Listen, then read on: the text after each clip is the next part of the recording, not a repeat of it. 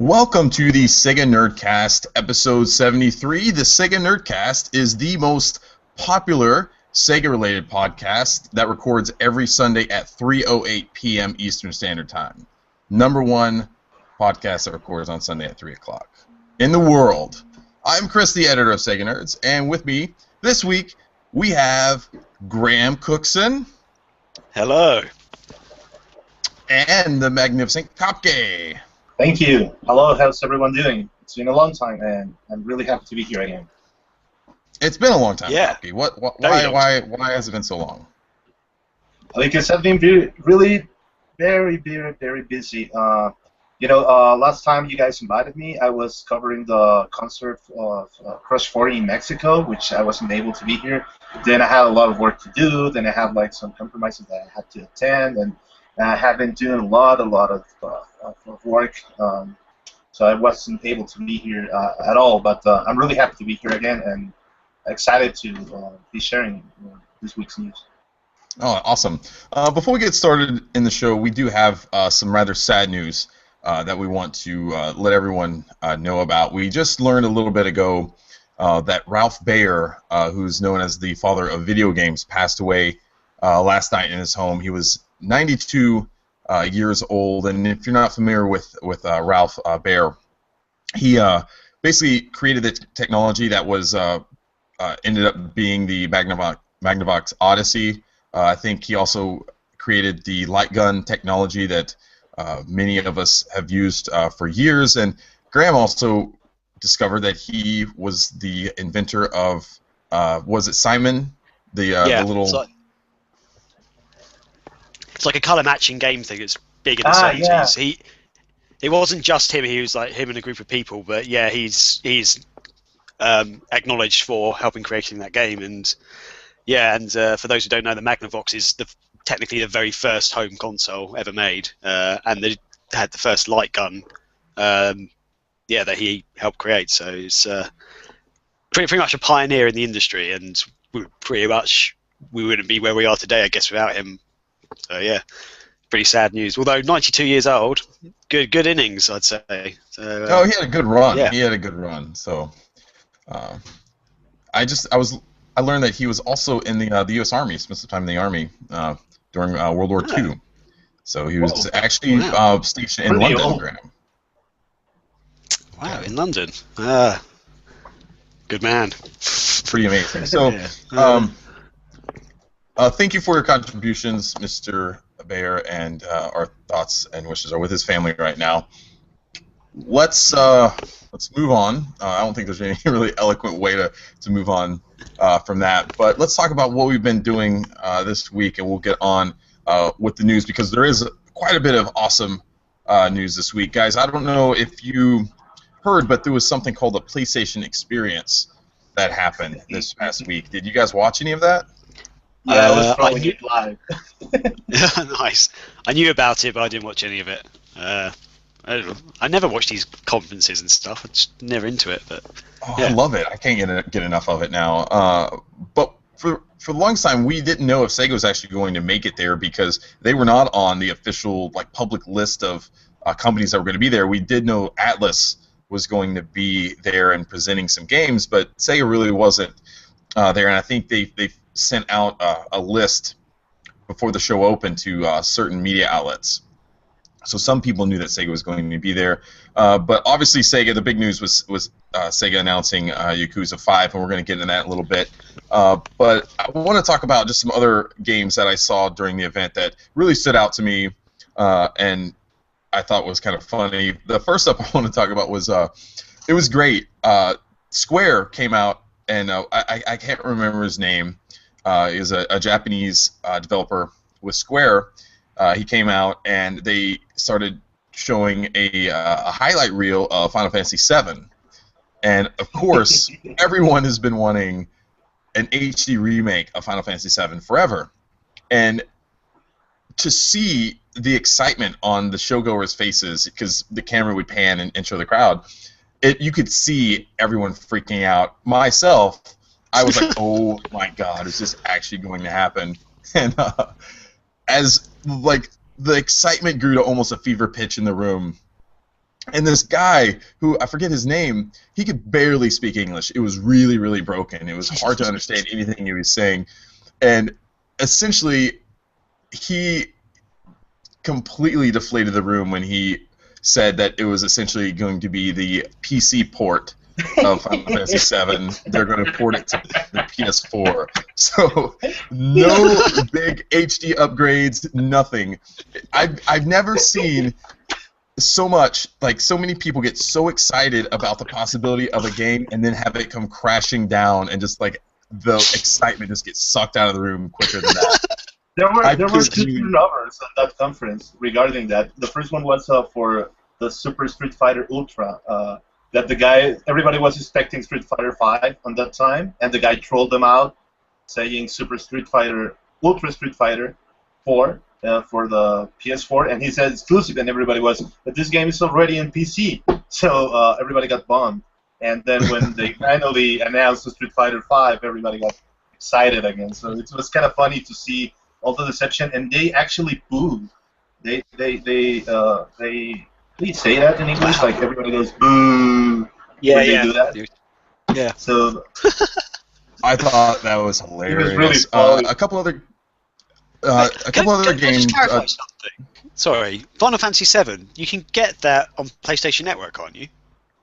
It is. I think it's on PS3. You can get it right now. Okay. I think you get on PSN. Oh, on the PlayStation Vita and PS3. And it's like PSP. Yeah, you can get it. It's essentially the original PlayStation port of the game. This one's going to be the PC port. I don't know offhand what the differences are. I think they did make some improvements with the PC version, but not textures, rendering, and HD format. That's what they did for the PC version. Okay, fair enough. Going on, Drawn to Death is a new David Jaffe game. Of course, David Jaffe is the creator of the Twisted Metal series, God of War.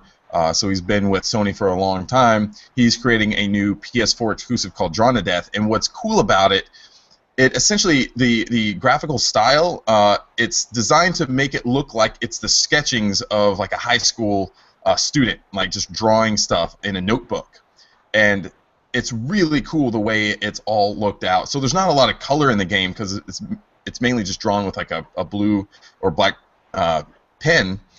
But it looks really neat. It looks like something like a high school kid would draw, who could draw pretty well.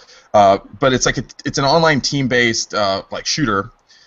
So we've played quite a bit of those, but it looks really cool. Just the fact that David Jaffe is attached to it and the visual style of the game has me interested. And it's in pre-alpha right now. I don't know if he gave a specific timeline on when they want to release the game. But what's neat about it, they had a demo of it, even though it's like that early in development. Most of the other games that had demos were either in like beta phase or further on in development. They were really early in development, but they still had a playable build.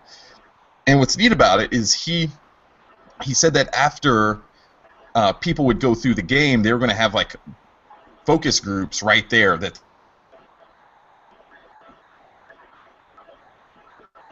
I think Chris froze. Uh-oh, Chris.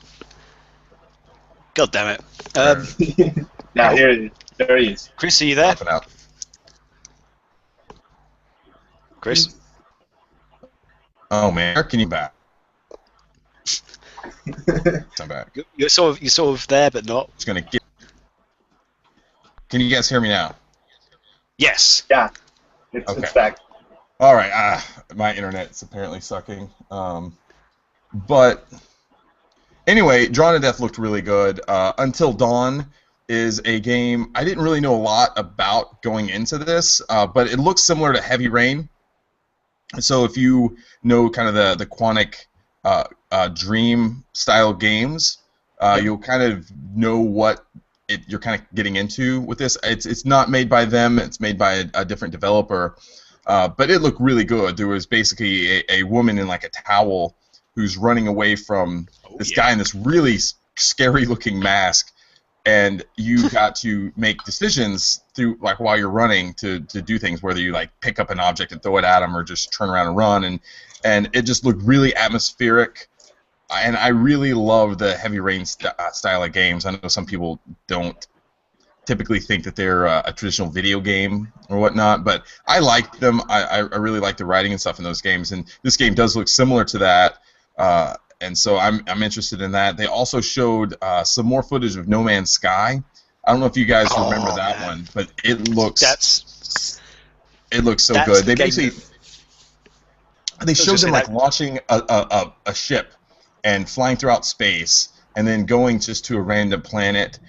They fly into the planet and they land the ship, and then they get out and start walking around. There's all these giant, like weird-looking dinosaur creatures just walking around. It's amazing what they're doing with this game, and the fact that it's such a small development studio that's doing it is just crazy. I think it's Hello Games or something like that is the team behind it. I'm really looking forward to No Man's Sky. It looks like so much fun. That's the game that makes me want to buy a PlayStation 4. Like, basically, I just saw that months ago, and I was just like, "This looks so good." But the guy that came out, he said something along the lines of like there was literally billions of like planets you can explore in the game. Like it's constantly generating new planets and things. So there's an unlimited amount of content in the game. Like there's always going to be new content, new stuff in there, so you could. It's a game you could literally play until you die, and you'll continue to get new content. Like you, Graham, you keep playing Skyrim, and you keep finding new stuff, but that is just within a limited scope of a map that you can go in and find stuff. Yeah, and you're just happening on stuff you haven't discovered yet. And you'll eventually find everything if you keep playing the game. But with this game, you will never find everything. It's just it's such an awesome concept, and it's stuff that I think is the future of the way video games are going to be. And it's neat to see something like this. Last bit of news that I thought was really awesome is Suikoden 1 and 2 is going to be coming to the PlayStation Vita in North America and sometime next year. That is amazing news. Lots of people have been wanting it. There's been ESRB leaks relating to Suikoden for a while now, so we're wondering when they're finally going to announce it, and it came during the PlayStation experience, so it's really awesome. I remember playing them a long time ago. Suikoden 1, I don't remember playing Suikoden 2 a whole lot, but I really enjoyed the first Suikoden. It's one of those games, thinking back, we know it, neither myself, my brother, or any of my friends knew the proper pronunciation, so we just called it, everyone pronounced it a different way. Some people called it Suikoden, Suikoden, or like Suikoden. We never knew how to say it. I think we finally, my brother and I, decided we would just go with Suikoden, and that's what I've always called it since then. So there's probably someone out there yelling at me right now for mispronouncing the game. No, it's correct. Suikoden. It is? Okay, sweet. So, one last big thing that I want to talk about before we move on, and this is not related to the PlayStation experience. I want to add my comments on the PlayStation experience. Okay, go for it. If that's okay with you. Yeah, because before we move to another subject, it's proper to say. The first thing I noticed is that there were a lot of ports, PC ports, related to the Vita and the PlayStation 4. There wasn't really much of an improvement on that part. That actually people were joking on the internet about calling it Port Station Vita and Port Station 4. There were like 60% of that conference was about it. So it's kind of funny that how they announcing this as exclusive titles. But in reality, it was like exclusive ports from the PC to the PlayStation, to the console.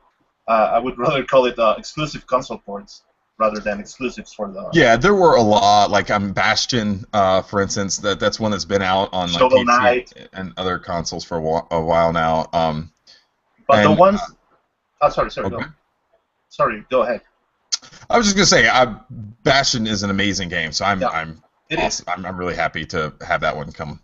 It's not that we complain about the titles, because they're good titles, but the thing is that it was way too much PC ports on that conference.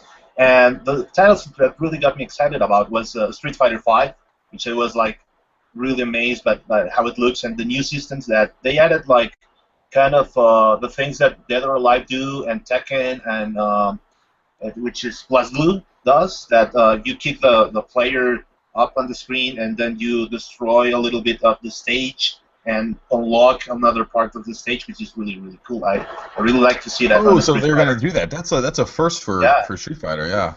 That is, and Cool. it really looked interesting for the game. It got me excited. And best thing is that it's on PC, and Yoshinori Ono, who was at the conference, trolled them by saying first PC and then PlayStation 4, which is really, really funny for me. The other thing that really got me excited about was Double Fine, that they finally showcased something from Green Fandango, which was really amazing, a classic game that LucasArts used to do back in the day. And I'm really excited that they are making a remasterization of that game. And they also announced the Day of the Tentacle and a new title. And I really have high hopes that these games will get released for the PC, so I don't have to buy the PlayStation 4. But it was nice to see those titles. And I think the big surprise for the conference was definitely Yakuza 5. Yakuza 5 was a trending topic yesterday, and that is really rare to see for a Sega title. There were a lot of people expecting this game. Yeah, absolutely. I really think the PlayStation Experience was an awesome thing, and I would love it if Sony made it into a Throw out annual a conspiracy show. theory I've just thought of. Oh God. Hello? Yeah, there you are, man. Shit. I think has my connection just gone? Can you hear me? No, you're okay. Okay, yeah, my connection thing just came up with an error message. Yeah, so I've got a conspiracy theory I kind of want to throw out there. Okay, you know how people were bitching about how like the Xbox One and PlayStation 4 didn't have backwards compatibility to like the PlayStation 3 and Xbox 360? Do you reckon there's like some sort of conspiracy between the game the console manufacturers and developers that they didn't put those backwards compatibility in so that they could report those like games over to the new consoles so people have to pay again? Like Bastion is a very old game and stuff. You got like Final Fantasy VII, which is available already on like all the old consoles, but it's put it on a game and stuff. Do you reckon that could be a good conspiracy theory to throw out there? Well, it has to be a little bit of that because they're making money out of this. Yeah, exactly. More It's money like, now. let's not put backwards compatibility in. Let's just make them buy the games again, basically. I think they've been doing that. They've been doing that for a while now, but I think you'll still have people buy games digitally, even if the game's available physically to be able to play. I still think via backwards compatibility. I think you'll still see it, especially if you offer something like cloud saving and other like leaderboards, things like that has some sort of exclusive features for the digital version of the game. But yeah, I mean, who knows, Graham? I mean, I'm sure they're not upset about it. You know, I'm sure they like the idea that they could just port some of these games over and continue to make some money off of it. And I think it's good for the industry, really, that they can continue to make money off of some older games that may not have sold so well. Maybe they find an audience a few years later on, and they, can make some money back. So, but before we go on, I did want to say one last thing really quickly. So last night, you guys might know that I've gotten really back into watching pro wrestling here over the last year or so. CM Punk, who is a really popular wrestler. He wrestled in the WWE and a lot of the independents for a long time. He left the WWE last year sometime or earlier this year, and everyone's been hoping that he would come back to the WWE, and because he's just super popular, but he had a really bad break with the WWE, and he was just very upset with how things were going.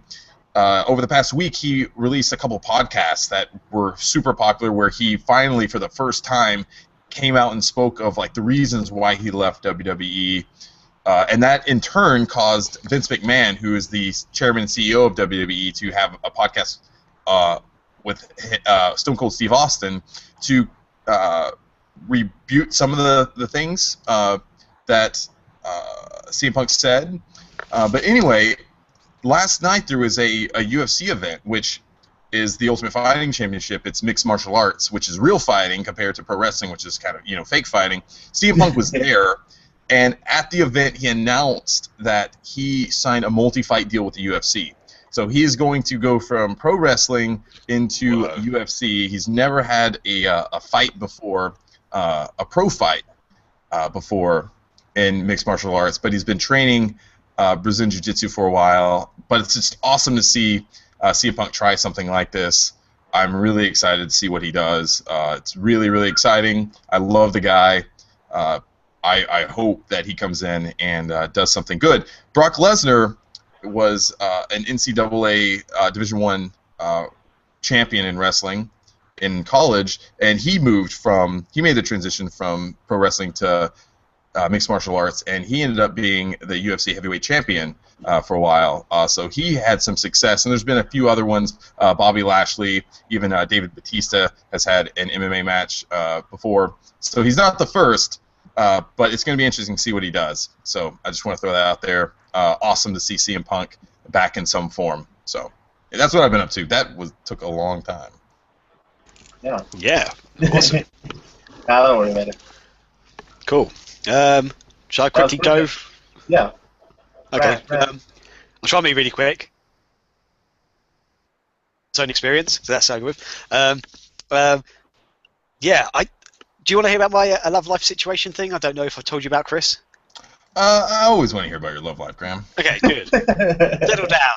Come round. Actually, you sort of know part of it, Chris, but I don't know if I told you the end of it. But basically, I've been seeing. Well, there's a Did it girl. have a happy ending? You'll find out. You'll find out in a second. There's a girl that I've sort of known for years. We are friends. And the thing is, though, we've known each other for a long time, but we don't really see each other very often. So it's like maybe I think at one point we had like 4 years where we didn't see each other at all. And I've got mutual friends with her and stuff. But recently, I'd been meeting up with her, like just us two, and we've been going out like for dinner or whatever. Not on dates, just as friends. And then I mentioned it to some girls at work, and they're all like, "Those are totally dates, dude. What are you doing?" And I'm like, "Really?" And like, yeah, just ask her out properly, like a proper date. And yeah. So I went for it. I pulled the trigger. I asked her out on a date, and she said no. So yeah, dude. So I was telling you about it, Chris. I was asking for Chris's advice because yeah, I thought he might be the man. The man, he's got like 1 million kids, so he's obviously got some way with the ladies. Yeah. But yeah, yeah. She sent me. I had to do it by text, which was really annoying because I didn't want to do that, but I ended up doing it by text. And she was just like, yeah, no. So, yeah, that didn't really work out. But, yeah, all good, I think. I don't know if I just literally ruined our friendship, but if I have... Hey, Laura. Well, I told you to follow that up. If she did turn you down, I told you to follow it up with me. Okay, if you don't want to date me, how do you feel about casual sex? And then, who knows? You're throwing a Hail Mary. You're already down, there's what do you got to lose at that point? Maybe she says yeah. Or maybe so right now, text her. Maybe she's supposed to be on some sort of sex register that I'm not allowed to go near her. You just offer you if you're interested, I'll be happy to provide you with my services. Yeah, maybe I'll think about that. What do you got on this, Graham? Yeah. Well, everything. I may die. There we go.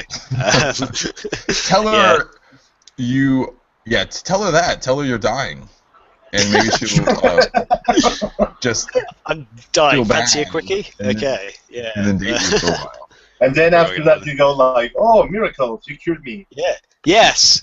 Yeah. Your love cured me. Yeah, it's like a Disney movie. It's like a dirty Disney movie. The I like cancer's this. gone.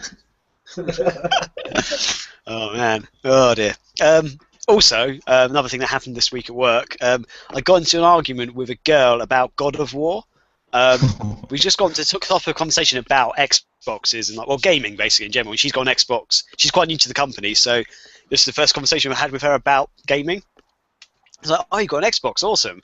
Like, we should totally play games." She's like, "Yeah, I only really play." I think she went through Skyrim. So I was like, "Yes, I love you."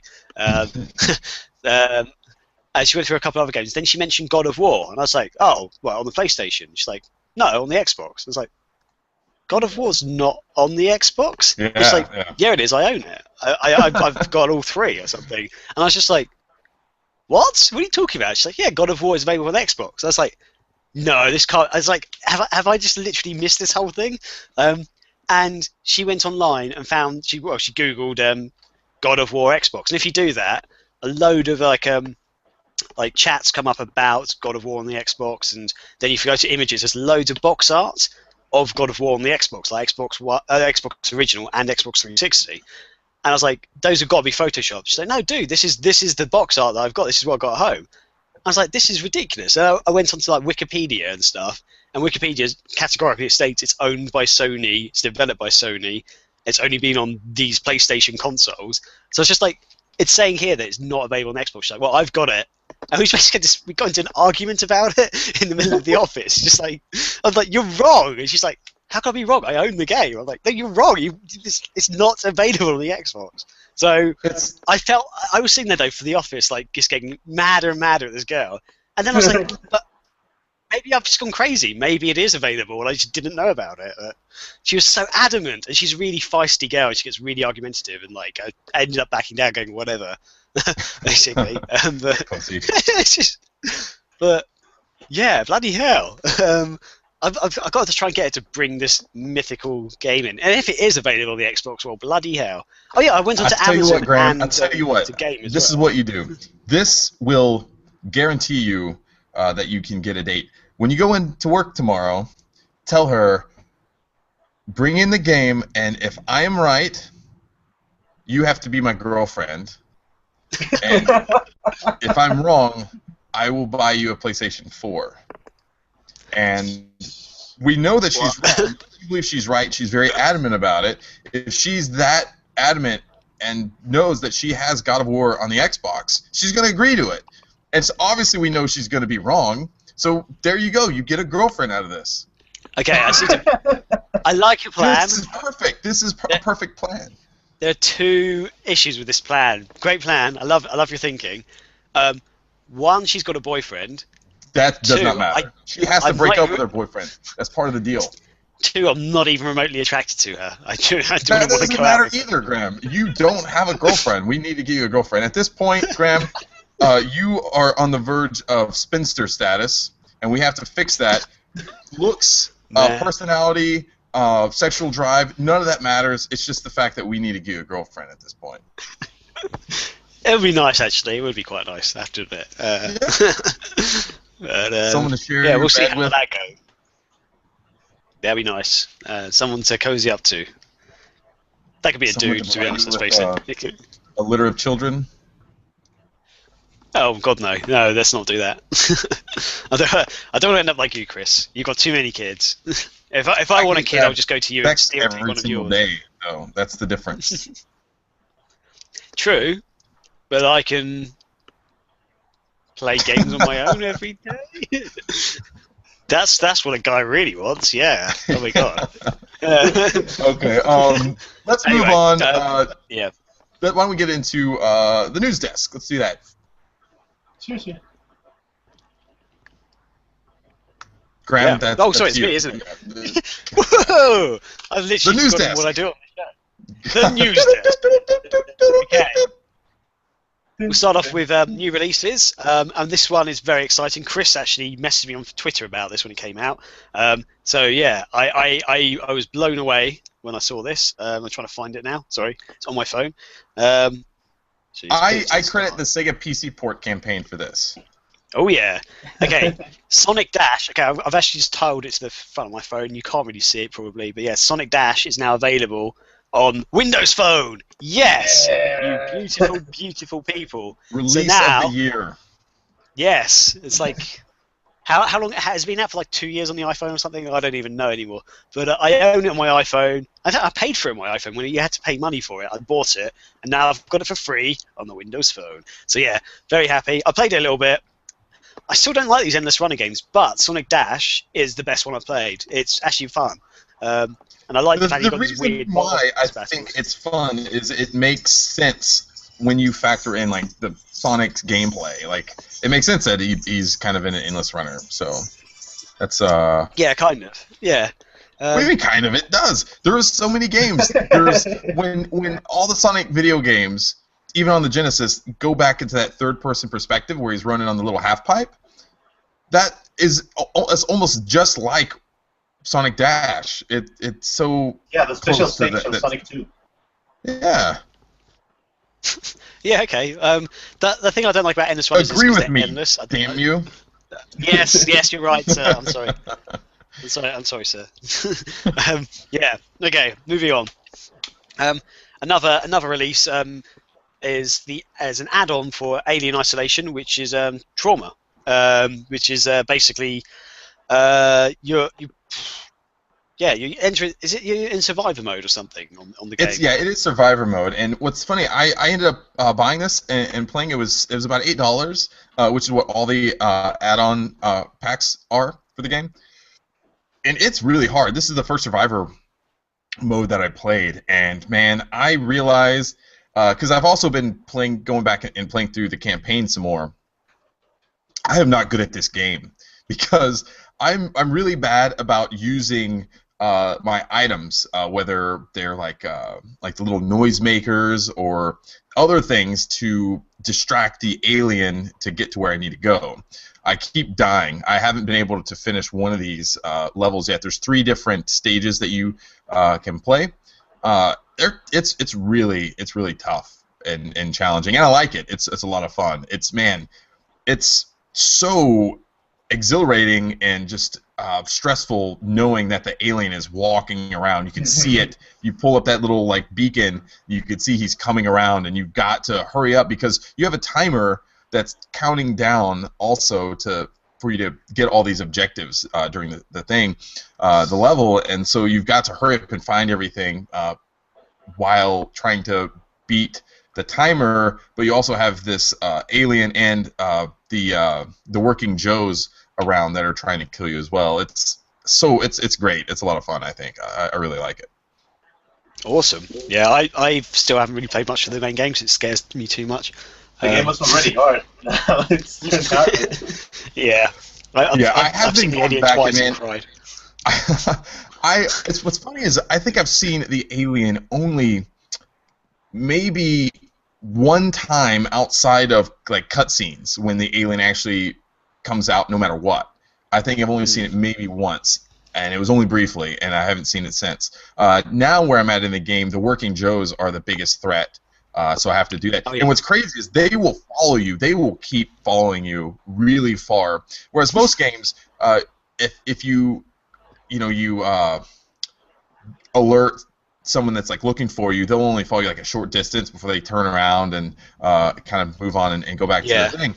They will keep following you, and more of them will keep coming. And so there's been times where I've had 4 working Joes just following me, and it's so creepy because you turn around and you look back and you see those orange or red eyes walking, and they're just expressionless. It really feels like Halloween, where Michael Myers is just walking you down and is coming to kill you because they have absolutely no sympathy or emotion. They're just there. They're just going to kill you and bash your brains in. It's crazy. I love that game. Yeah, it's such a good game. It's too scary though. Cool. Another bit of awesome news, which we mentioned earlier. Sega is teaming up with Sony Computer Entertainment to bring Yakuza 5 to the West. Yes. Up until now, it's just been available in Japan. It's been out for ages over there. And yeah, they're bringing it to America and Europe. Maybe they're bringing it to Europe, aren't they? Yeah. Digitally to the PlayStation 3. It should be in 2015. Yeah, and also Yakuza 4 and Yakuza Dead Souls are now available on the PlayStation Network. Awesome. $20 a piece for those in the US, and I don't know offhand how much they are in Europe. Yeah, I haven't checked on my PlayStation. What's also important, I don't know if you said this, Graham, is Yakuza 5 is going to be digital on PlayStation 3, so it's not going to be a physical release. It's going to be download only. Yeah, but that's cool. I mean, that's perfect still. Nothing. It's something we should say. This was part of the Building the List campaign that Gio Corsi over at Sony Computers Entertainment put together. I think it was maybe soon after the PlayStation 4 was released. Basically, they had this kind of campaign where he was just saying, hey, you know what? We want to bring games that gamers want, so tell us. And I don't know if they had a poll or what it was or how they essentially did it. they just had people, coming in, and there were so many Sega games that people wanted. Of course, Shenmue was at the very top of his list. I saw some stuff on the on NeoGAF earlier today where people were hanging out with him at the PlayStation Experience, and they asked him about Shenmue, and he acknowledged that it was the #1 game in building the list campaign. But he said there's a lot of issues surrounding Shenmue that it would take to get around, like to have to be worked through before they would be able to create that game. And it's not as simple as like Yakuza 5, which essentially just needs a translation or a localization. It's already here. It's a game in Japan. It's different than Shenmue 3, which would require a vast amount of investment and time on Sony's part, and Sega obviously is not willing to do that right now. We lost Graham, so hopefully he'll come back in. Or maybe he's just mad at me for kind of taking over this little segment. But it's awesome. So Nagoshi and Yokoyama, they had a couple bits of quotes that were included with the press release. So what he says, after receiving so many requests from fans of the series, we've decided to bring Yakuza 5 to the US and Europe. This title was enjoyed by over 1 million gamers in Japan. I'm looking forward to seeing how Yakuza 5 will be received by the gamers in US and Europe. That was Nagoshi and Yokoyama. It's kind of fun to read. It's kind of fun to hear that because it took 2 years for him to realize that. Yeah. Oh, they knew. They were, yeah. So Yokoyama said, Yakuza 5 is the largest and most definitive version of the Yakuza series. The game is filled with depictions of the Japanese way of life, culture, trends, social issues, and dreams. You will play as 5 different main characters with a range of different ages, genders, and professions, and experience their challenges through a variety of character-focused, in-depth stories. I hope you can immerse yourself in our rendition of modern time in Japan. Now, Graham, you are an expert on the Yakuza series. You've played every single one, including all of the Japanese exclusive Yakuza series games. I don't think most people know that. So, Graham, how would you tell people to go through the Yakuza series at this point? What's the best way to do it? Should they go back and start? If you're new to the Yakuza series, do you think you need to go back and play the very first and work your way from there? Or can you just say, maybe let's start on Yakuza 4 and maybe play Dead Souls, play through those games, and hopefully by the time you're done with that, Yakuza 5 will be out. What do you think? Graham? Whoa, sorry. My connection's been so shit. It cut out when you were talking halfway through that, so I have no idea what you just said. I was just telling our listeners here, for those not watching, Graham was just sitting and looking around aimlessly in his room. I have no idea what's going on. So I was saying that you are our resident Yakuza expert. You have loved the series. You played all the games. Even Yakuza Ishin and all the other ones, because you are a native Japanese speaker, you know all this. What I was saying is, how would you suggest to someone new to the Yakuza series, do you think they need to go back and start with Yakuza 1 and work their way up, or do you think they can maybe start with like Yakuza 4, play through that, maybe play through Dead Souls, and by the time they get through those games, Yakuza 5 will be here. So, speaking as an expert on the series, what do you think, Greg? You're such a bastard sometimes. No, genuinely, I think you can get away with playing from like Yakuza 4, for example, because the games do stand out on themselves in their own right. Some parts of the story obviously follow on from other games, like the main character. The main characters do, and it's good to know them from the first game. But yeah, you can totally start from like Yakuza 4. I would personally, if I was you, I'd definitely go back to the first one though. Even though you can go from number 4, because the first 2 games on the PlayStation 2, they just lay out the groundwork for the rest of the games, and they're so much fun and so badass. Especially Yakuza 2. So was that okay? I like the second one the most. Yeah. Absolutely. I think out of the ones I like, that, yeah, I'd say Yakuza 2 is probably much the pinnacle of the series. Yeah. But they're all great games. Yakuza Dead Souls is sort of like a spin-off. It's not really part of the main series, so I wouldn't necessarily start with that. But it's definitely worth a play in that game because it's well, zombies and Japanese Yakuza. So come on, awesome.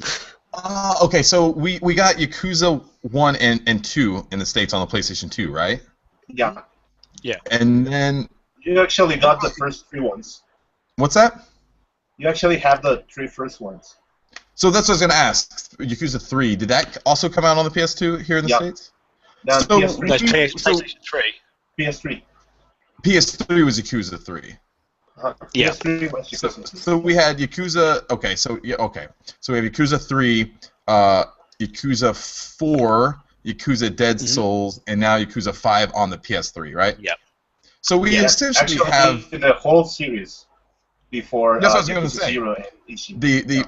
We will then have the whole series once Yakuza 5 comes out. Aside from Yakuza Ishin, I don't think we're going to get that. And Yakuza Zero. I mean that. That's what I was going to say. Yakuza 0. There has been some kind of confusion surrounding Yakuza 0 because there was a media list that came out and it listed Sega as saying that they're going to show Yakuza 0 and Yakuza 5 during the PlayStation experience. Whoa. I think that may have been just a typo, though, but some people are thinking maybe Yakuza 0 is going to be coming to the West. So we'll see what happens. One of the things I did want to ask you guys, though, because it hasn't been spoken yet, do you think that this is just going to get a text translation, or some of the other games in the series have gone on and got full voice acting, English voice acting? Do you think they're going to do that, or do you think it's just going to be like some of the other games that have been localized, and it's just basically subtitles with the original Japanese voices? What do you guys think? I think that. Sorry. No, go ahead, man. No, after you. Okay, you go, my friend. You go.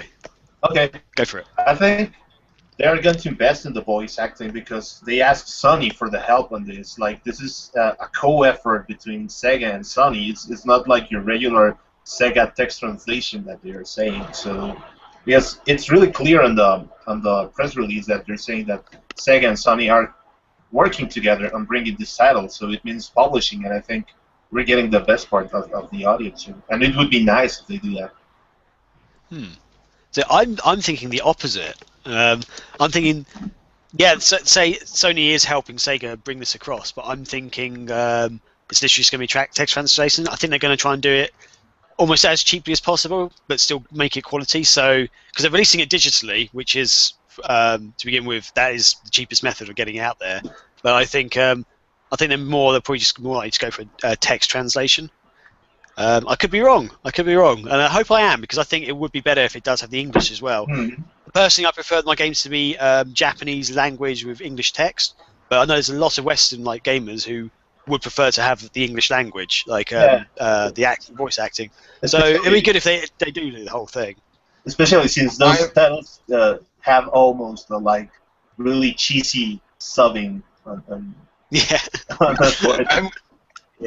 I'm with you, Graham, that I think that it's just going to be the Japanese voiceovers with subtitles, English subtitles. But I would prefer to have English voices in my games. I don't really care to hear Japanese voice acting.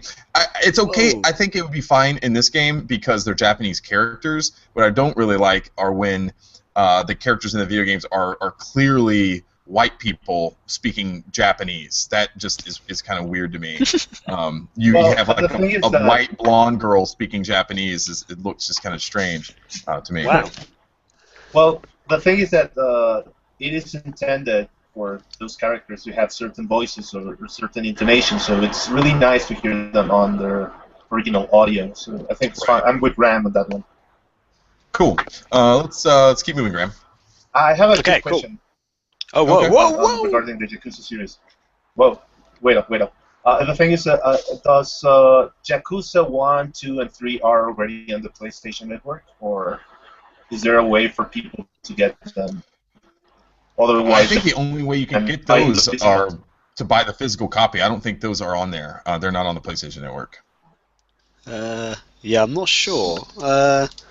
Too bad, because the second one is brilliant, and it's a really really nice pinnacle on the series. Yeah, I'm going to quickly try and look up if I can. It's probably really slow. But while that page is loading, okay, this is a bit of a strange one actually. There's a game called It Came from the Desert, which was released back on the Amiga in 1989, and it's actually coming to the Genesis or / Mega Drive after 24 years. Because back in the day, the company making it, the developers, they did originally plan to have it on the Genesis and the TurboGrafx 16, but they never actually sort of made the light of day. But CinemaWare, the developers, they actually released the game's ROM a little while ago, so people could actually experience the game. It was about 10 years ago. Oh, okay. They released the ROM 10 years ago. Yeah, cool, awesome. Sorry, dude. But yeah, so basically you can essentially play the game as it was meant to be played, but now CinemaWare is teaming up with those awesome, very beautiful people, Watermelon Games, who are going to release a physical edition for the Genesis, which is the original game was actually called it's just called It Came from the Desert. Now it's called It Came from the Desert, the Action Game Extended Cut. Which is going to come in summer 2015 for the Genesis, apparently, complete with like the hard shell case and jazz. So yeah, brilliant. It comes with a mini poster as well, apparently, which is. Woohoo! I signed up for the newsletter at CinemaWare, and they sent out an email actually today stating that pre-orders should go live in January. So you can't actually go and pre-order the game yet. So they haven't announced a firm like release date, other than it's going to come out in the summer, or a price just yet either. But I'm really looking forward to it. We're going to have an interview with the guys at CinemaWare, a print interview on the site this coming up week. So we'll have a little bit more information on it. I'm really looking forward to that.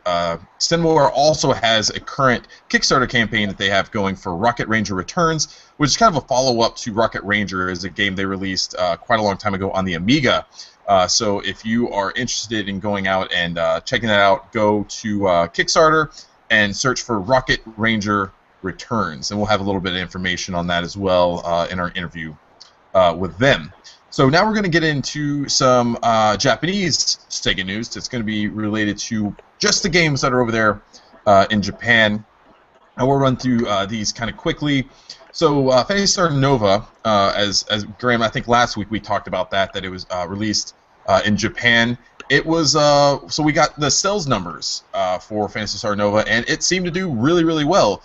It ended up opening at the number 2 spot after 3 or 4 days of being on store shelves in Japan, and sold 107,313 copies. Wow.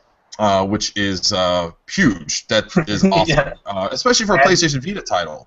No, and that's let's also add that they also released a special PlayStation Vita edition for that game. So they're not only buying that game, but only buying also the PlayStation Vita special edition for Phantasy Star Nova. So they're spending a lot in that game. That's a good point, and I assume that those Vita bundles probably are added in this number there.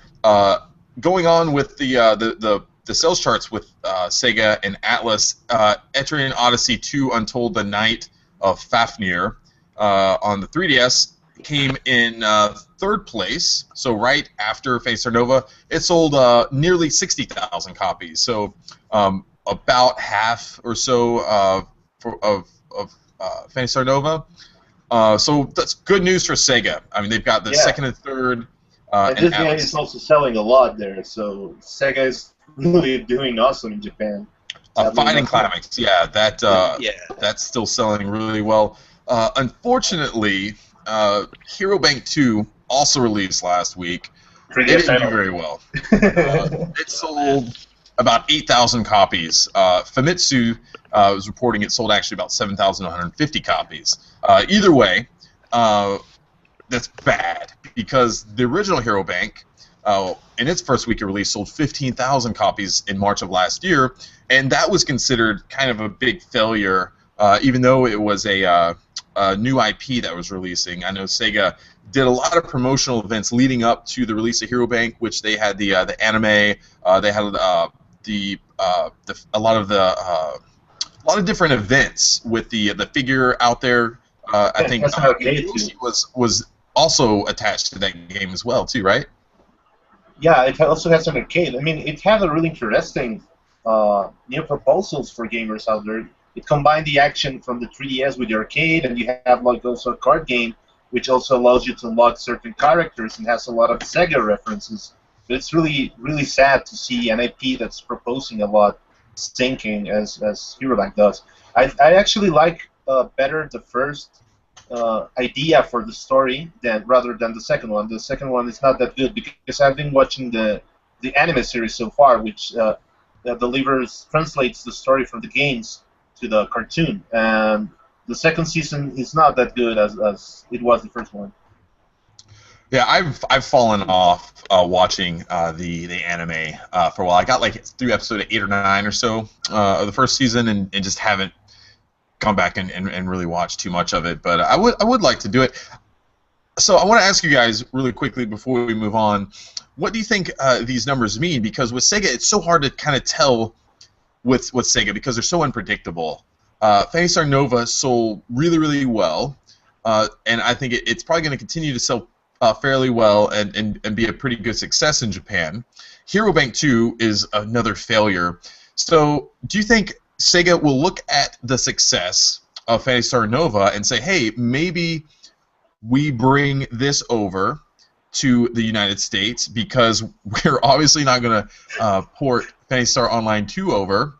Phantasy Star Nova is an offline local multiplayer game, so there's no online component to it. This would be a lot easier to bring over to the States than Phantasy Star Online 2 because you don't have to set up any sort of online component and system. It's just translating the game, localizing it, and bring it to the Vita, and you can just release it digitally. And then they would be able to capitalize on some of the success that they've had in Japan. So do you think that's more likely, or do you think Sega looks at Hero Bank and say, look, this game has been a very big failure. This IP has undersold well below our expectations.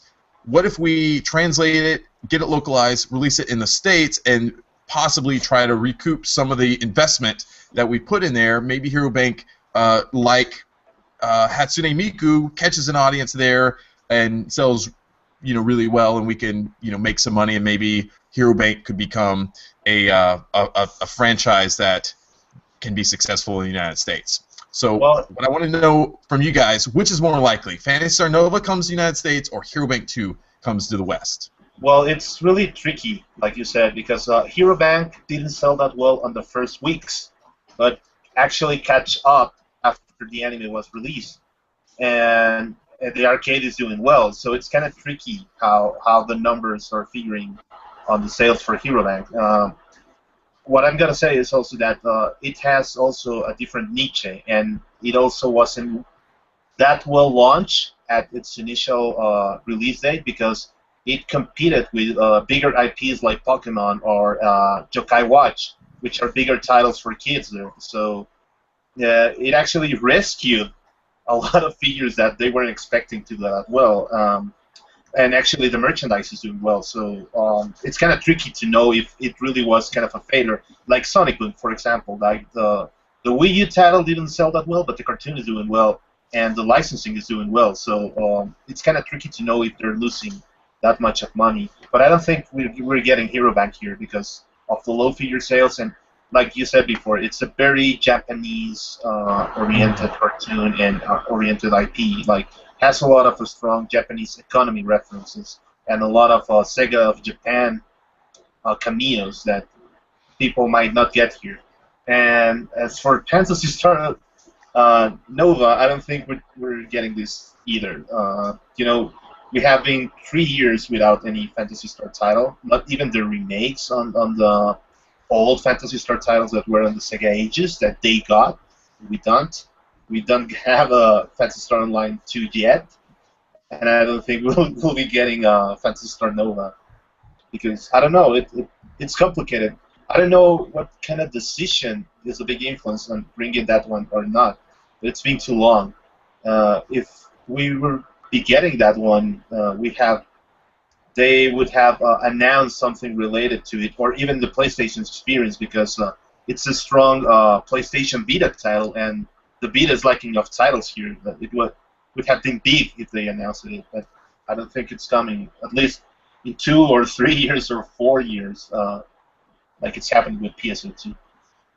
So Kopke is the absolute figure of positivity in this podcast. You say we're getting neither game.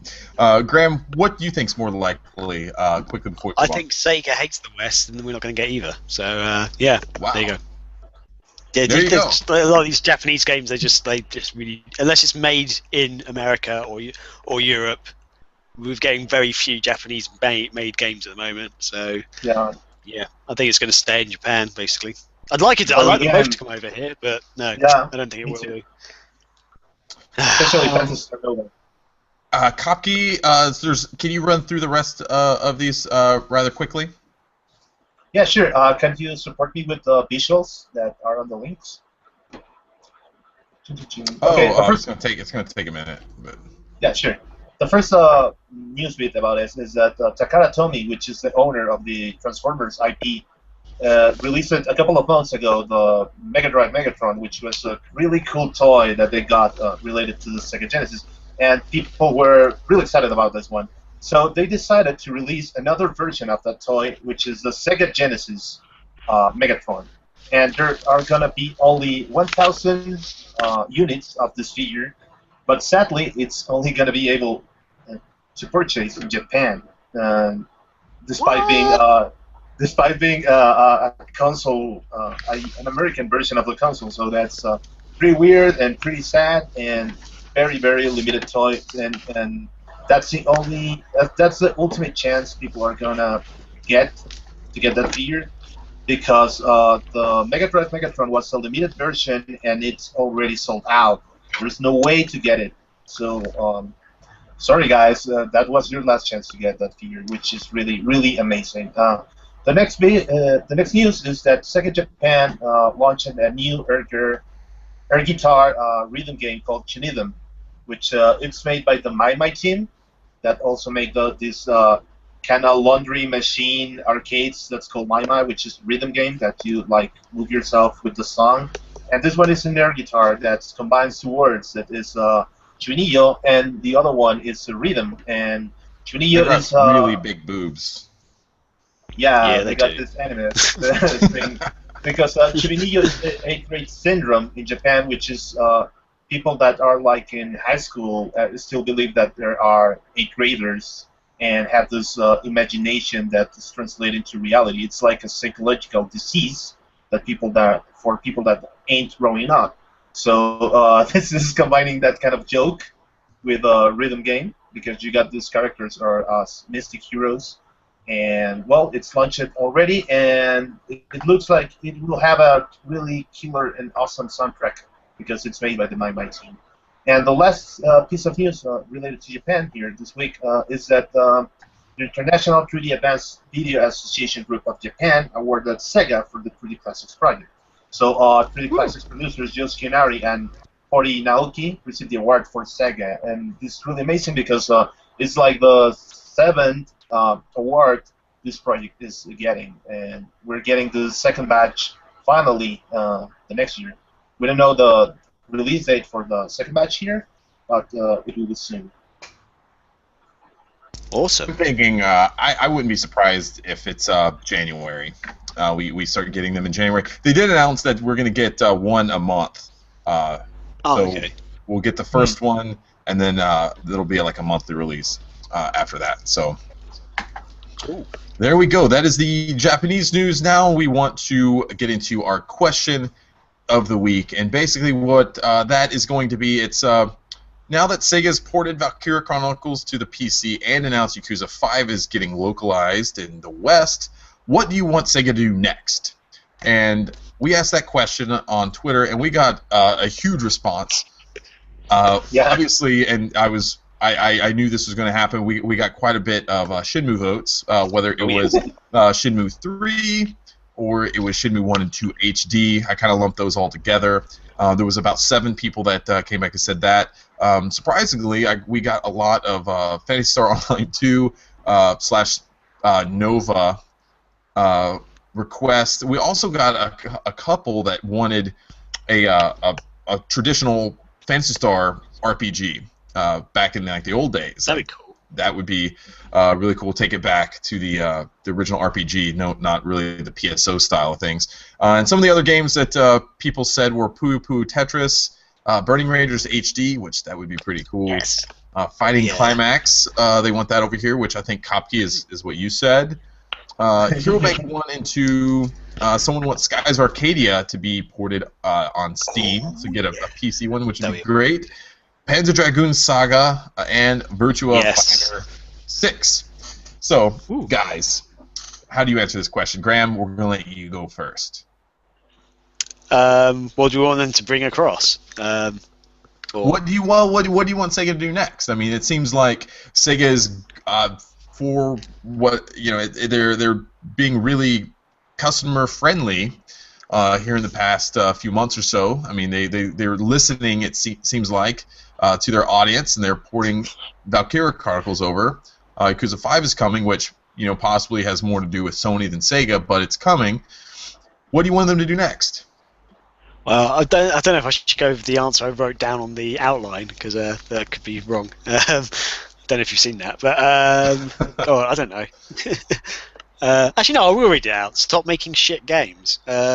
It's brilliant they're bringing over these ports of games and stuff, but lately they've just been making some not very great games, and it's really frustrating when they've got all these amazing franchises that they could either bring across an HD form or make a sequel to them. They're just completely ignoring them. So obviously Shenmue's out there. I don't need to say that, even though that would be amazing. But yeah, Phantasy Star Online 2, where the fuck's that gone? Burning Rangers HD, what have you done with that franchise? That was such a good game. The original game on Assassin was just bloody so unique, so brilliant. Skies of Arcadia. People have been craving for that. I mean, it's porting a game across from the Dreamcast to Steam. Panzer Dragoon Saga. We probably would never get that though, because they lost the code and stuff for that game, which is really sad. Even though it's the best game ever made, fact, according to me. But yeah, I would just honestly right now at this stage, I'd just like them to see them bringing across either making some of the old Dreamcast titles HD again, or making sequels to some of their great franchises, like maybe Streets of Rage or something. It could be like an Xbox Live Arcade / PSN kind of game, so maybe not. It doesn't have to be like a super big release. It just I don't know. Go back to your old franchises, the ones that were really enjoyed, and a lot of people care about, and try not to fuck them up. Basically, that's what I'd like to see happen. Copcake. Fair enough. Okay, I gotta say that Sega isn't doing that bad at all in the long term, because they have really good titles, but they are PC titles like Total War and Football Manager that are really good titles, and they are #1 on their areas because of that. They're good. Mm-hmm. They're not shitty at all. They're the best of their genre, and also a company of heroes. The thing is that Sega has to realize that currently, and for the financial perspective, PC is their strongest platform, and they have to keep it that way and exploit it more than they are doing right now. I think what they are starting to do with the PC ports thing is really a good thing, and they should keep bringing more PC ports to that part. But they should start also making what Capcom is doing. Like Capcom is doing, the main title is going PC, but I'm also releasing it on a certain console. For example, what they did recently with Street Fighter 5, they are releasing it for PC, but they are also releasing it for PS4 because they sold exclusivity. But they ain't losing the rest of the players. They ain't alienating because they are releasing it for PC, which anybody can get a PC and play it on a PC. So that's a smart move from Capcom doing that. I think Sega should start doing that too. like releasing the main title for PC, which is their strongest platform, and it's the one that gets them more sales. It's All Stars Racing Transform did that. Which one? Valkyria Chronicles. It really took a long time for Sega to have a title that's is in the top places of Steam. And you saw when Valkyria Chronicles was launched, it was a Football Manager, and Valkyria Chronicles took the first and the second spot on Steam against titles like Call of Duty or even Team Fortress or other, which was there was like a terror title. Like it was really hard to see that, and they're doing well. Like this is the time for Sega to realize that their potential is on a platform that they are really doing well. And I'm not doing this, saying this just because it really takes on the numbers. You see that people aren't that bitchy on that platform. If it gets a bug, they don't complain at all. They actually fix it for the company, and they are not that how do you say it, like really angry people that that complains about a lot of stuff. They do complain like normal gamers, but they don't make a whole mess out of everything like they did for Sonic Boom. You see, and I think they should keep delivering more titles for that. It would be interesting to see Skies of Arcadia doing on Steam, or a re-release of the original Panzer Dragoon, which a HD format. I think they should start bringing those kind of titles to the PC and then re-releasing it on consoles, because these people are investing. For example, what they are doing, you make the PC people, you get the money from PC people to deliver the console versions, which is a smart move because you're not losing money. When you do that on console, you lose a lot of money because you know Sega doesn't do that well on consoles, and by doing it that way, you're not losing that much money. You're making this investment, making more money on the other platform. I think you make a good point, Kopke, and I think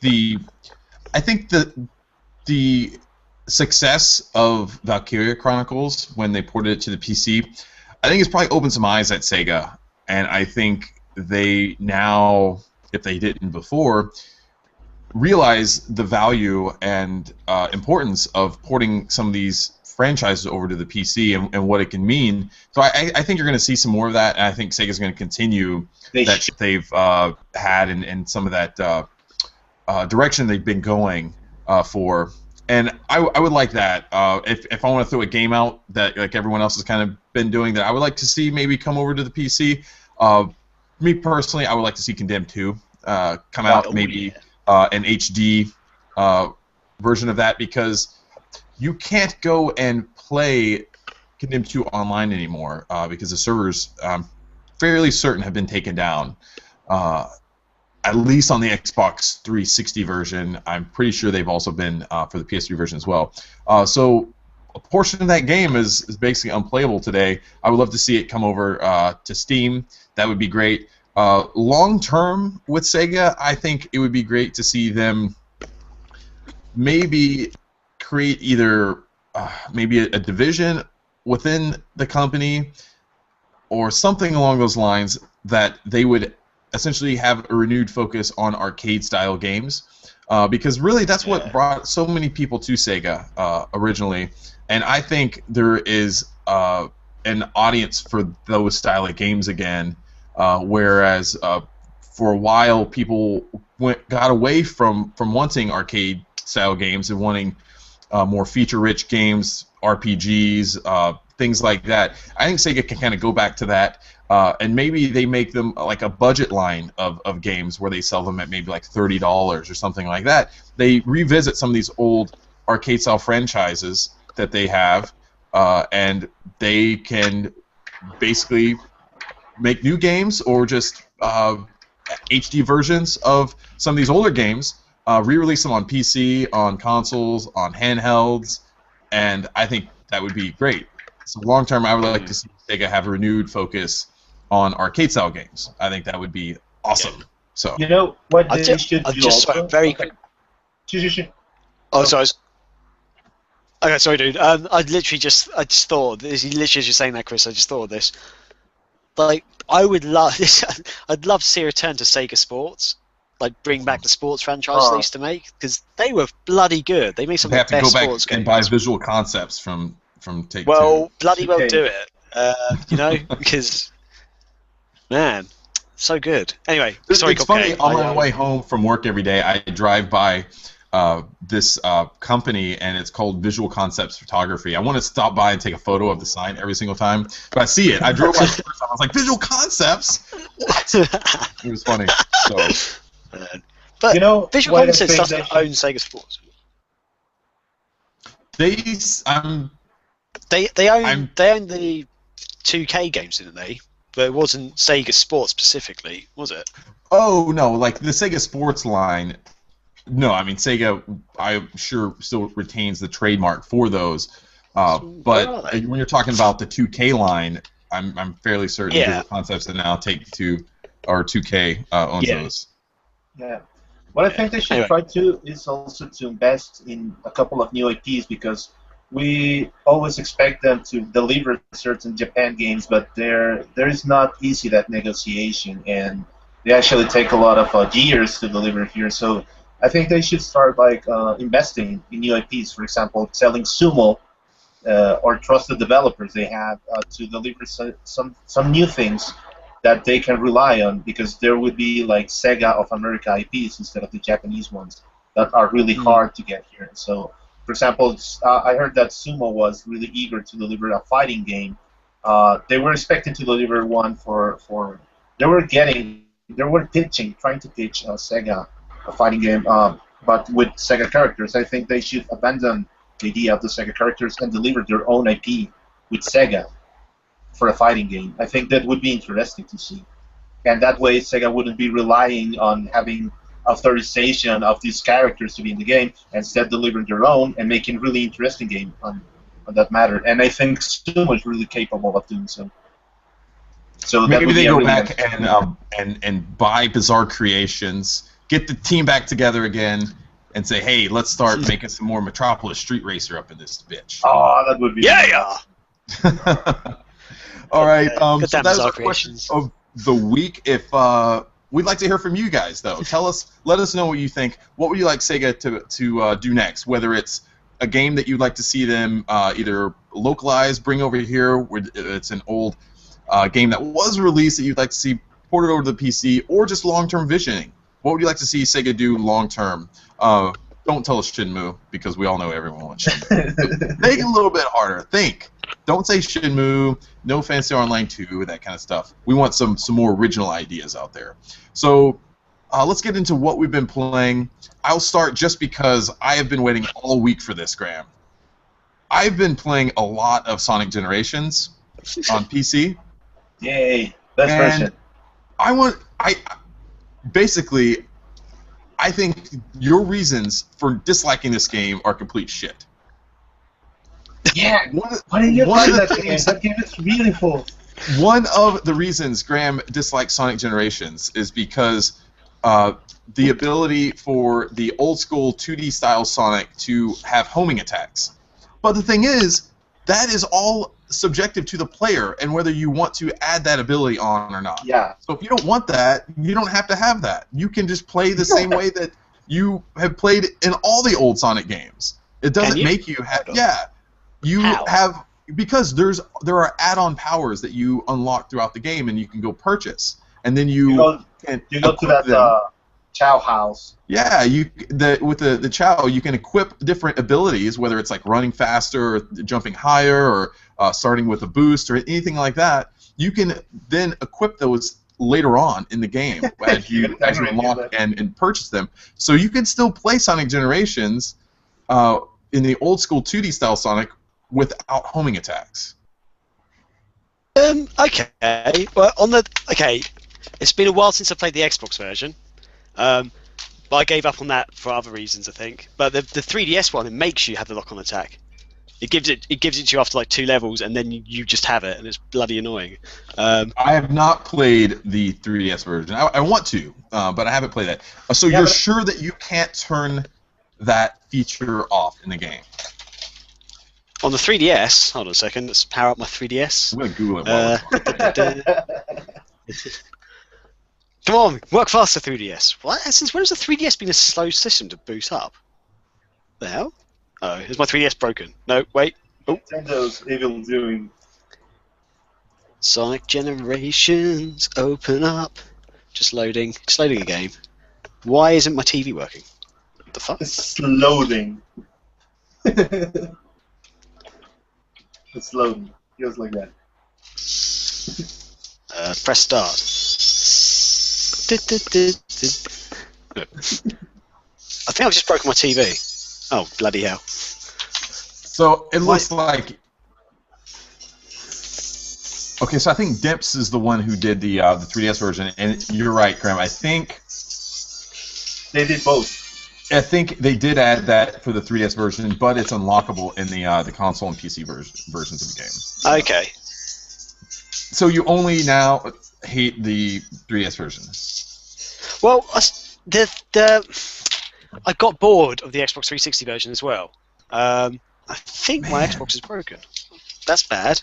Here's the thing. I think the level design in Sonic Generations is amazing. Really? Going back from, you look at either one, classic or modern Sonic levels, they're both really, really good. I loved them. Like the city chase level was awesome. I had so much fun playing that when the big truck is chasing you through the level. It's just insane, like what it does. The music in the game is so good. The Crush 40 stuff is really, really good. Playing it on PC, the graphics in like 1080p look amazing. It's by far gorgeous. The best looking Sonic game I've ever played. It looks amazing. And I love going back to classic Sonic and going and playing like the reimagined levels of like Green Hill Zone and Chemical Plant. Seeing those in HD look so good. I love it. I love the game. And the speed for PC has been optimized. It's really a wonderful version. I love that one. What were you going to say, Graham?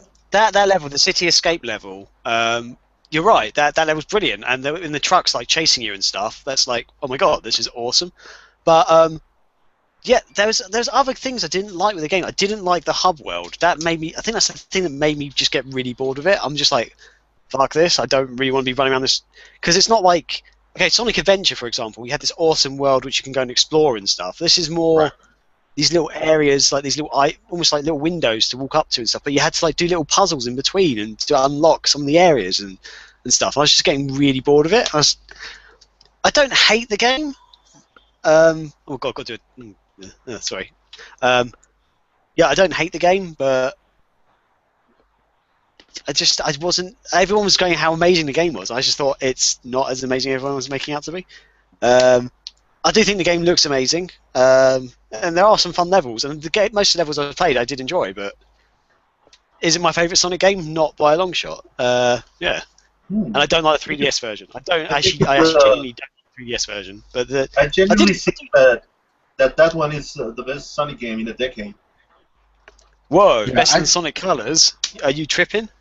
Yeah, I think that's better than Colors. Sonic Colors. What? Sonic Colors is so good. Sonic Colors is very good, but Generations is outstanding.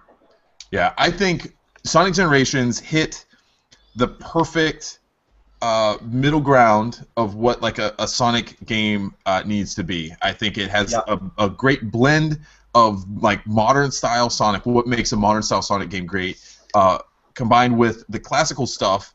It's a game that I just don't see how Sonic fans can complain about, because it's such a like fan service to what they've been wanting. You play as Sonic, you know the other characters are in there, but it's a pure Sonic game.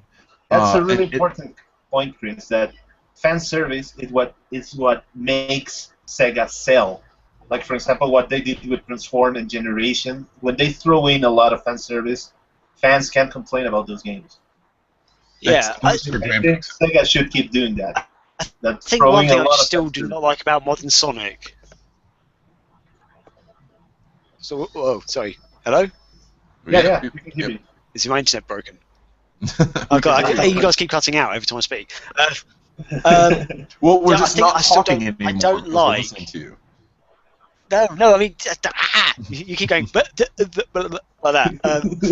The thing I really don't like about Modern Sonic, the 2D in the 2D sections, is the fact that he's got the lock-on thing, and I love these old style Sonic levels, like the one playing now. It's bloody brilliant, and then you go on to the modern ones. I'm like, it's just not Sonic. But this is Sonic. This is awesome. What I'm doing right now, everything that's happening on screen at the moment, which you guys probably can't see, I think is brilliant. This is Sonic to me. And then you go into the modern levels, and it's just like not that good. Well, so I know what you're saying. It's like a fan Sonic. service. This is classic Sonic, and he's brilliant. I love classic Sonic. Look how cute that little guy is. He's so cool, and he doesn't speak, and he's awesome, and like the levels are fun. And then the modern levels, it revolves a lot on the lock-on attack and stuff, and it's not the same game anymore. It's so different. I think they did a great job adapting the Sonic gameplay into a 3D environment. Yeah. Because even still, like within the modern Sonic levels, there are still like parts where it looks almost like a 2D side scroller, where you're running from left to right, and then it changes perspective, which was great. I think that was the Hedgehog engine is what they used for that when they developed that. I don't know. I'm still playing through the game, and I'm really impressed with it. The only thing I can say is some of the like the mini games that you have to play through. They are annoying. Yeah, some of them can be a bit annoying, and you pretty much have to play through those to unlock keys, which you need to collect 3 of to face a boss level. And then that will unlock additional levels that you can continue to go through. But it's not that annoying, because you only have to really play like 1 or 2 of the mini games before you unlock a key. So it doesn't force you to play through all of them, because there's quite a bit. It gives you the option to do that. No, it's the fact that it's forcing you to play any mini games at all. Mini games should be, like as the name suggests, a mini game, like a side game. There should be something you get to choose to do. Like, I should be able to play through the main game, complete it, and then choose to do the mini games if I wanted to. But what's neat about them, though, is that playing through some of the mini games, it's neat because you unlock certain things. Like, you will unlock a song, and then you can go in, and before you play the next level, you can go in and then choose to have that song play. Well, you can still have you can still have the mini games there as an option to do if you wanted to. But if I wanted to just play through the main game and just have fun playing the main game, I think that would make the game better, run a lot smoother. Yeah, it's like I agree with you, and that's why. It's like Grand Theft Auto, like Grand Theft Auto 4. When they made you go bowling with your uncle and stuff, rather than actually doing missions that you wanted to do, it just ruined the game. It ruined the pacing of the game. Yes, it's cool having the bowling thing there. That if I wanted to go bowling, I can go bowling and just waste some time. But the game made you go and do bowling, and it's just like, this is shit. Why have you done this? And then you got Saints Row 2, which came out around the same time, and Saints Row 2 was just awesome. All the side games, all the mini games you didn't have to do, and they were awesome. They were so much fun, and I just feel that that's something that Sega needs to like look at. Like, they keep adding all this stuff to the games, which some people enjoy, but I don't think they necessarily make the main game. If that makes sense. Yeah, I just rant for no reason. I like I said, I do think it's a minor annoyance, but I've enjoyed some of them, and I don't think that they make you play too many of them before you can kind of continue on. Another thing is, I like the story, which I can say is that it's kind of that's an exception for me with a lot of the Sonic games in recent past. I think a lot of them are really bad, the stories in the games, but in Sonic Generations, I like the idea of this like weird time like slip where 2 of these different timelines have been merged together, and now you have both Sonics, and you've got to kind of go back and set these timelines correct and fix them, and then that's how they are restored, like color and life in the environments, and you unlock your friends and stuff. I think it's pretty neat. I like that. Something else I've been playing, I'll go through this rather quickly, is the new Game of Thrones Telltale game that just came out this past week. I have to say, man, Telltale is so good at adapting what makes a TV series, really good, and bringing that into a video game, like a point-and-click style adventure game. They did it so well with The Walking Dead. I played through the first season of that. I absolutely loved it. Game of Thrones it feels different than The Walking Dead in that the first episode, it's a lot more dialogue, a lot less kind of walking around and like gameplay, whereas in The Walking Dead you would have like parts where you've got to like kill zombies and shoot things, and you would actually like aim on the screen and do things like that. This first Game of Thrones episode is very much dialogue driven, and it's just great of how political the game is and how it really kind of brings you in and makes you care about the characters. I won't spoil it or anything like that, but man, I'm really enjoying it. I've actually played through it twice now, just to try different things with it the first time that I wasn't able to do the first go around. I'm really liking it. It was only like $5 on PS4. I definitely suggest you guys, if you are into Game of Thrones, I definitely suggest you go out and pick this game up. Does it actually follow like the storyline of the TV show, or? So I want to say it's in like between seasons 3 and 4 of the show.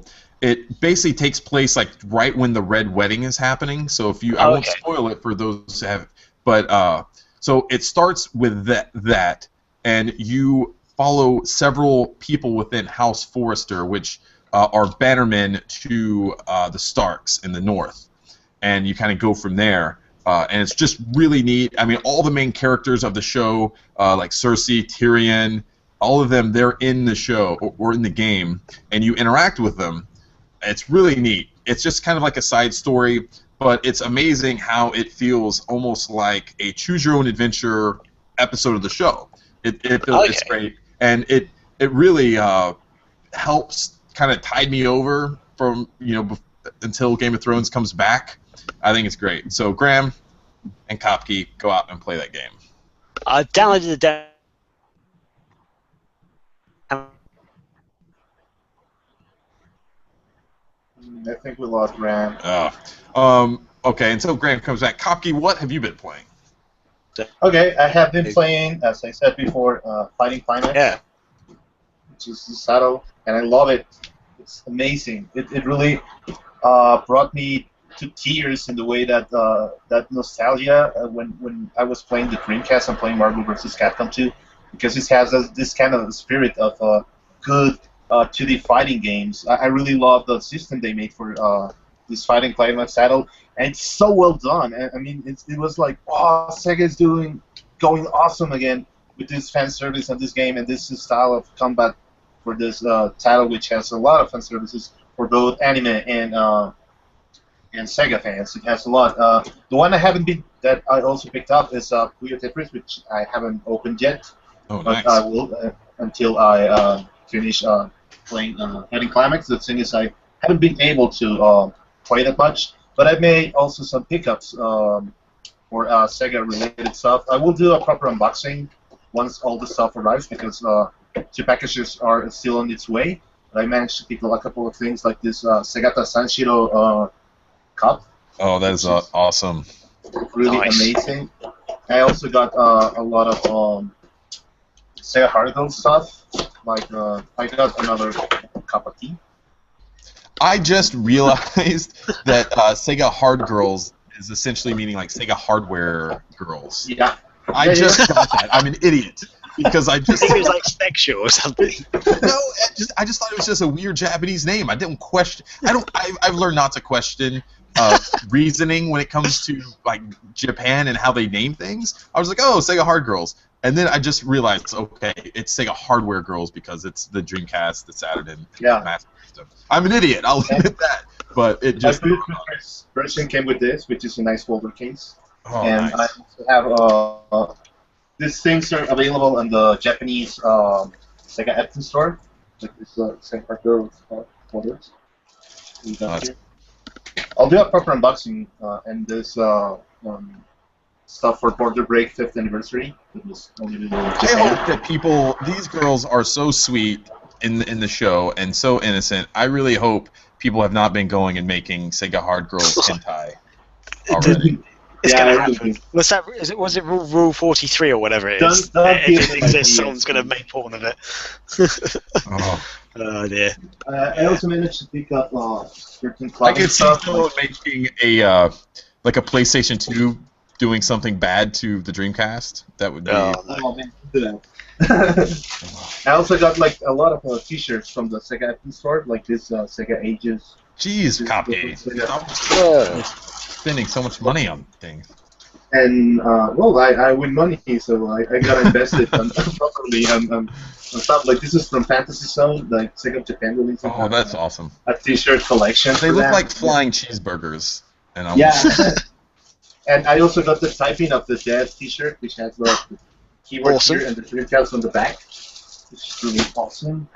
And there's a lot of the stuff from Mars 16, which makes really amazing Sega T-shirts, like the ones from Fighting Bikers. Are they just sending these to you because you're the magnificent Kopke, or are you buying this? Half and half. Like, I have a friend who went living in Japan, and the thing is that I'm now able to buy stuff that I wasn't able to buy since I'm foreign. So I ordered the stuff to his house, and he delivers the stuff to my house, which is really awesome, like using his house as a point of sending stuff, which is really cheaper because I don't pay the local Japan shipping. I only pay the shipping from Japan to Mexico. It's really amazing to do that. Highly devil you. Yeah, I really like that because when he was in Mexico, he always asked me for the favor of using my credit card to order stuff from the United States. So now that he's in Japan and saying, okay, guy, I made you a huge favor in the past. I'm gonna order a lot of stuff to your house so I can finally get it, and that's what I'm doing. I Very also nice. picked up this one, which is a toy I've been wanting for so much, which is the Samurai Pizza Cat. Oh, Samurai Pizza Cat? What? And here's the toy. It's really amazing. This little case, and here's Speedy, which is the main character of the series. Look at the guts. Oh, I love that. So that's how I'm spending for the thing. Wow. Nice. That was pretty amazing. Graham, now you have to follow that. I've been playing Skyrim. I've also, you may be happy to know about this, I bought and downloaded Ni no Kuni for the PlayStation 3. Oh, no. And I started playing that today. I haven't got very far into it, but yeah, so far good game. The animation is beautiful. The acting is good, although I've got it in Japanese, so I can't really understand what they're saying, but I've got the subtitles on. Actually, I was going to say, the subtitles, I'd love to know if they are actually accurate subtitles, because the subtitle translations seem like they're the kids from like the 1950s or something. Like I say, Nito, and like there's a bit where this guy sort of says, "I'll leave that girl alone" or something. Like she's not hot, and he's like, "What? Are you soft on her or something?" And it's just like really weird like, language. Adapted a lot of that to the Western audience. I'm sure it's probably not a literal translation. I'm sure when they adapted that, they've taken some liberties with. It's not how people in the West speak at all anymore. Like, if it was back in the 1950s, I would definitely understand it. But the way they were speaking it's beautiful though. I love it. I love the way I think it is meant to be kind of set and. Yeah. Because if you look at some of the like the locations and stuff before he goes back in whatever like dimension he goes into, I want to say it's been a while since I played it. I think it's kind of the cars and the buildings are set in cars older. do look old and stuff. You probably hate it because it has homing attacks too.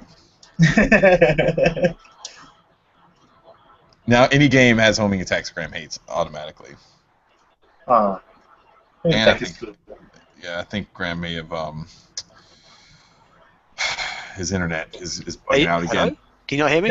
Yeah. We can hear you now. Your internet was crap. Oh, god damn it! I could hear everything you just said. God damn it! I've got homing attacks. I'm going to hate it. But Yeah, so far so good. I've literally just picked up the wand, and I'm about to go and open the portal or something, and then Chris told me to go onto the Nerdcast. So yeah, there you go. So yeah, I've literally not only just started playing it, but yeah, good game so far. Chris, what have you? Oh, yeah, you've really done your thing. Said what Whoa, that's different. Whoa, okay, awesome. We are now. I think we are done with this week's show. Wow. Wow. Hopefully, we're gonna have good internet, or I'm gonna have good internet at some point. Yeah. So, before we get going, please go out and rate and review the Nerdcast on iTunes. You can also do it on Stitcher. I think you'd even do it on Android. Graham has continued to fail us over and over again on getting the podcast on the Windows Store. I don't think he's ever going to do it. He's terrible at it. He's not dependable. It's not a thing. Oh my god, you're the Microsoft guy, Graham. You can't even do that. I love Microsoft and everything they do. But, follow Sega Nerds. We're on Twitter at Sega Nerds. You can find us on Facebook, facebook.com/the Sega Nerds, and search for us on YouTube. You can just search Sega Nerds and you'll find us on there. We got quite a bit of content on our YouTube channel that you might not even find on the website, like our Ages of Sega series that's going on. Basically, we're going back and reviewing and looking at every Sega game, starting with Sega's very first console, which has completely slipped my mind right now. What is it called? SG-1000. SG-1000. Thank you, Kopke. Dependable Kopke. Graham, you're not dependable. Anyway, that is going to do it for this week's podcast. We will see you next week, and we are out. Woohoo! As soon as I click